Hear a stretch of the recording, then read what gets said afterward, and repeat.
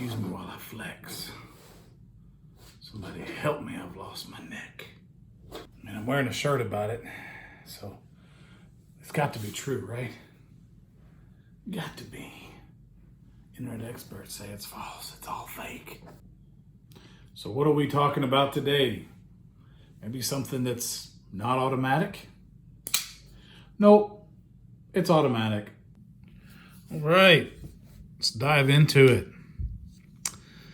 The Hogue, what is this? EXA05, I can never remember what it's called. It is the side opening automatic in champagne.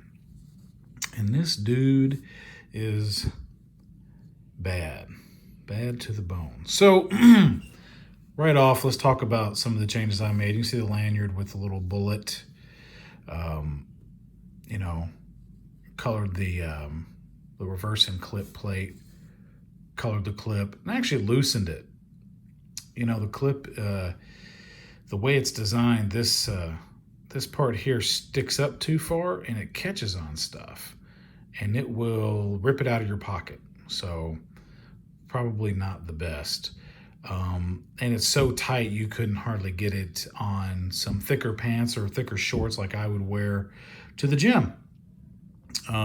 And sometimes I wear it inside the waistband at the gym, and I needed it to be able to go over the thickness of the waistband. So there you go. Also, I ordered black hardware online, so you can see the screws are black. Did that as well. I have not disassembled it, or have I? Yes, I did disassemble it. Now this guy here to put it back together was tough. You can certainly disassemble it, but the key is this locking mechanism, because it has to still be able to slide forward. So you can't cinch that screw down all the way. So how do you do it? Say it with me, blue Loctite.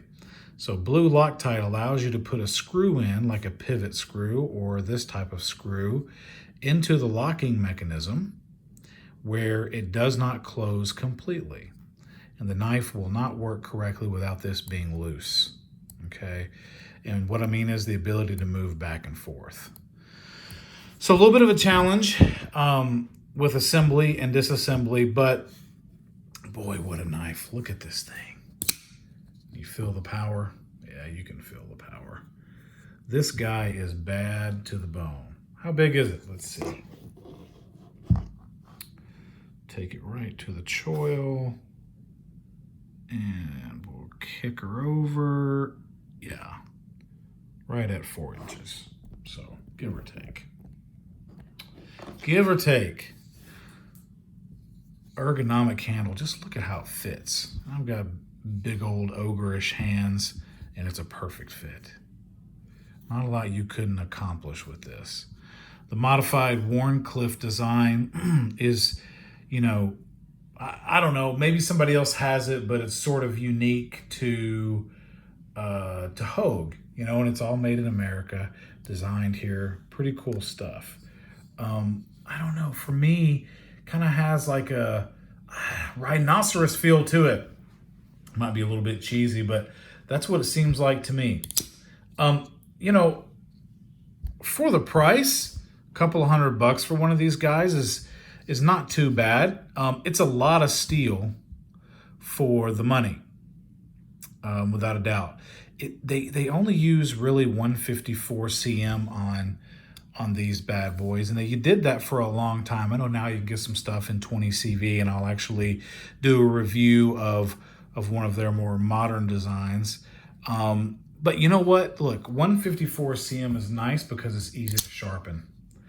And this takes a scary, scary edge. Look how wide that blade is. Look how long that grind is. That allows you to have a super duper scary sharp edge. And this has got it. So when it came to me, this is a floor model at Smoky Mountain Knife Works in Knoxville, the Knoxville area. It's in Sevierville, Tennessee. It was on discount, kind of hard to pass up for so much blade. Was I a fan of the champagne? Not really. It's got kind of a I don't know, 2000s, early 2000s feel. It's a bit dated, that color. You know, it is aluminum. This is very light for how much blade you get. But you know what? Overall, I thought, wow, this is a powerhouse. If you ever want a real tactical automatic, this is going to take you where you need to go, as Chosen 7x7 would say. I really liked his videos and wish he'd make more, so that's why I probably talk about him a little bit. I'd like for him to watch some of mine and maybe do videos again. Who knows? But I digress. But take a look at it. Whole hand pocket sword. Just a bad dude. Made in America. I don't know what else to say about it. Huge lanyard hole. Oh, let's talk about the sharpening choil. You know, I'm big on those. So you got to be careful with this one. Although the sharpening choil, may I cut myself? The sharpening choil is huge. But if you'll look and kind of come up here, you know, from that edge, when I use a grinder, I got to be careful. It's far enough. It's fine. But it's, you know, you can't be sloppy with, not that anyone would, with your sharpening when using a grinder and perhaps stone. This does get a little close, but the sharpening choil does its job. It gets that edge away from your scales. So, and I'll let you guys kind of take a look at the scale. When I lay it out like that, golly, it's a monstrosity. I mean, let's put it, can I get my forearm in the camera? I don't know. Is that a compelling shot? Probably not. I mean, you know, if I put it up here, it goes all the way to the crook of my elbow. I mean, it's huge. Big knife. Does not weigh a whole lot. Pretty lightweight. I don't have the measurements on me. Who cares? For this much blade, it's probably one of the lightest on the market. You know, considering it's made of aluminum, 154 cm. Just an awesome, awesome dude. Now, you know, I talked about the Microtech and how it opened up my back pocket. This is completely proud, you know, but it's never opened up in my back pocket. You know, knock on foam, rubber mat. I mean, maybe it never will. I pray it doesn't, because I don't want to get eaten. But yeah, it never has. You know,